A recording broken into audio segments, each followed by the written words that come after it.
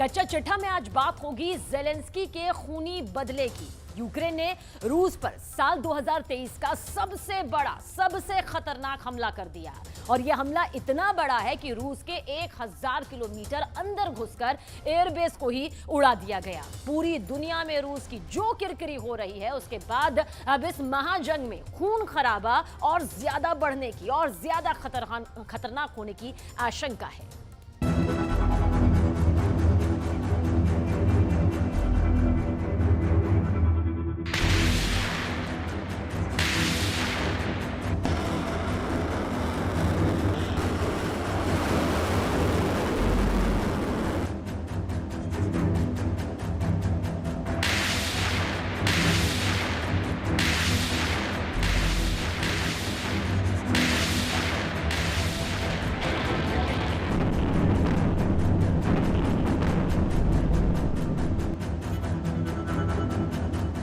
Zelensky ने अचानक बहुत बड़ा पलटवार किया है।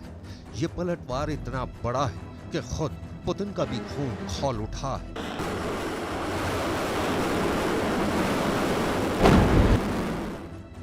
कई अखबार दावा कर रहे हैं कि पुतिन इतने नाराज हैं कि एक के बाद एक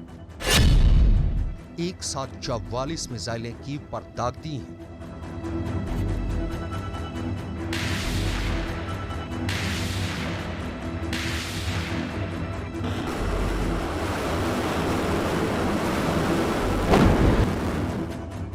लेकिन पुतिन के इन हमलों ने कीव में इमारतों को ही ध्वस्त किया, क्योंकि इसमें किसी भी सैनिक की मौत की पुष्टि नहीं हुई है। यूक्रेन का दावा है कि कुछ नागरिक घायल भी हुए हैं।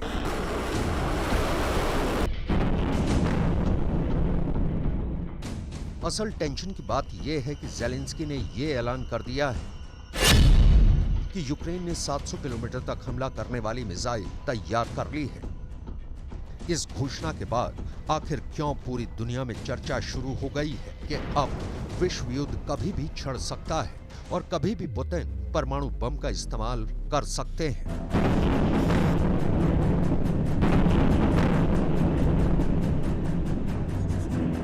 हर सवाल का जवाब आपको हम देंगे, लेकिन पहले जरा ये समझिए कि आखिर ज़ेलेंस्की के डबल धमाके की क्रोनोलॉजी क्या है।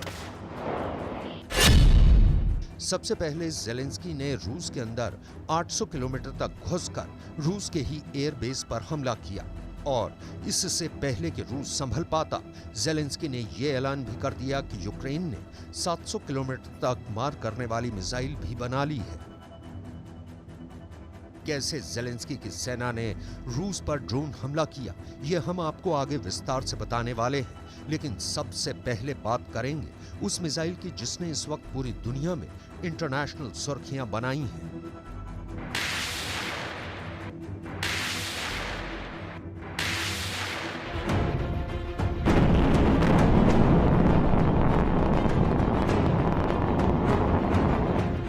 ज़ेलेंस्की ने खुद ये ऐलान किया है कि यूक्रेन के पास अब 700 किलोमीटर तक वार करने वाली मिसाइल है।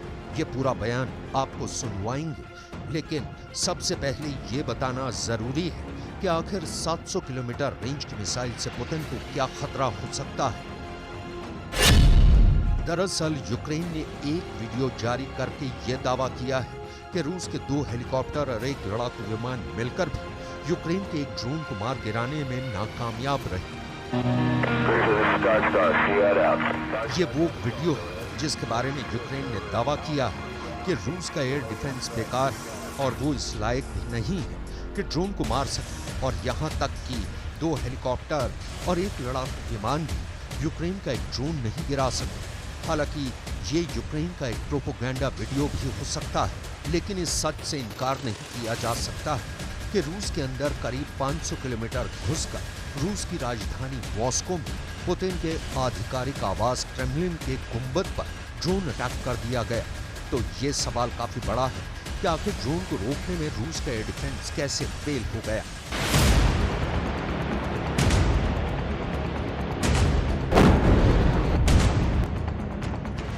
इतना ही नहीं, यूक्रेन ने मंगलवार को रूस पर साल का सबसे बड़ा हमला बोला था।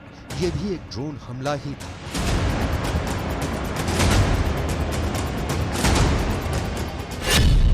बखमूत की फ्रंट लाइन से लगभग 1400 किलोमीटर दूर जाकर एस्टोनिया और लातविया की सीमा पर स्थित रूस के पश्चिमी क्षेत्र पस्कोव के एक हवाई अड्डे पर हमला कर दिया। दावा यह किया जा रहा है कि इस हमले में 6 कार्गो प्लेन्स पर हमला किया गया, जिसमें से 2 पूरी तरह से बर्बाद हो चुके हैं।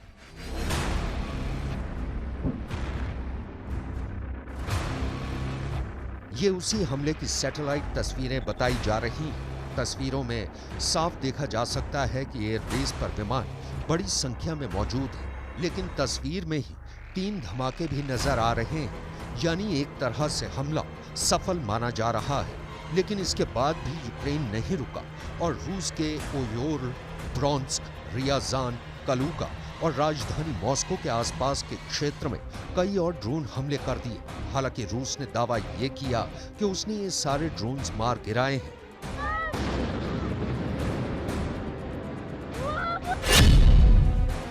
इसके बाद पस्कोव के क्षेत्रीय गवर्नर मिखाइल वेद्रिनिकोव ने बताया कि इस हमले में हवाई अड्डे से बुधवार को सभी उड़ानें रद्द करने का आदेश दिया, ताकि दिन में नुकसान का आंकलन किया जा सके। मॉस्को में भी ड्रोन हमले के बाद कई हवाई अड्डों को बंद कर दिया गया था। अगर रूस को यूक्रेन के हमलों की वजह से अपने हवाई अड्डों पर काम रोकना पड़े तो इसे रूस के लिए अच्छा संकेत नहीं माना जाएगा। और इसलिए जब ज़ेलेंस्की ने ये ऐलान कर दिया कि यूक्रेन ने अब 700 किलोमीटर दूरी तक वार करने वाली मिसाइल बना ली है, तो रूस के कमांडरों के हाथ पांव फूलना स्वाभाविक है।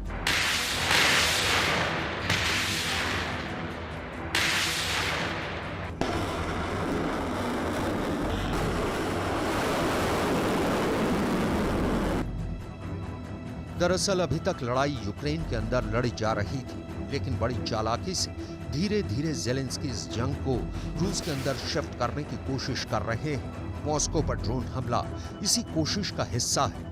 अभी पिछले हफ्ते ही रूस और यूक्रेन के बॉर्डर पर मौजूद रूस के कुर्स्क स्टेट पर पेपर ड्रोन से हमले का दावा यूक्रेन की खुफिया एजेंसी के सूत्रों के द्वारा किया गया था, और एक हफ्ते के अंदर ही यूक्रेन ने बखमूत से 1400 किलोमीटर दूर ये हमला करके सबको चौंका दिया है।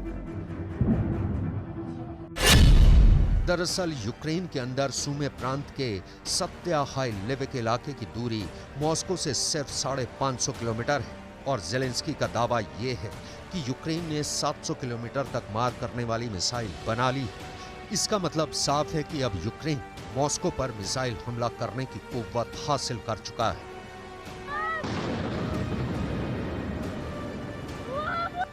यानी अब तक यूक्रेन सिर्फ ड्रोन हमले करके रूस को बहुत हल्की चोट पहुंचा पा रहा था, लेकिन जब सैकड़ों टन बारूद से भरी हुई यूक्रेन की मिसाइलें रूस पर हमला करेंगी तो तबाही बहुत बड़ी होगी। यही वजह है कि पुतिन की टीम के लिए ये बहुत ज्यादा तनाव वाली बात है। रूस के लिए चुनौती काफी बड़ी है, और ये बात अमेरिका भी समझ रहा है। अमेरिका ने दावा किया है कि रूस के युद्ध हथियार खत्म हो रहे हैं, और अब पुतिन नॉर्थ कोरिया से युद्ध सामग्री लेने की योजना पर काम कर रहे हैं।